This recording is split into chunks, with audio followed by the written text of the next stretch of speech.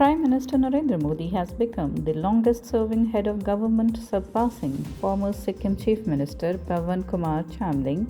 Modi has completed 8,931 days in public office, serving first as Chief Minister of Gujarat from October 2001 to May 2014, and then as Prime Minister since May 26, 2014.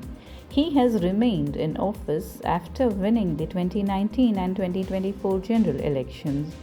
Union ministers including Amit Shah, JP Nadda, Piyush Goyal, Ashwini Vaishnav and Defence Minister Rajnath Singh along with BJP leader Nitin Nabin praised Modi's leadership and called it a transformative era for India.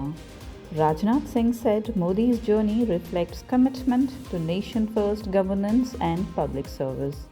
Amit Shah stated that Modi's decades of service have shaped a new era in Indian politics. Modi is also the longest serving Chief Minister of Gujarat and currently the third longest serving Prime Minister of India after Jawaharlal Nehru and Indira Gandhi.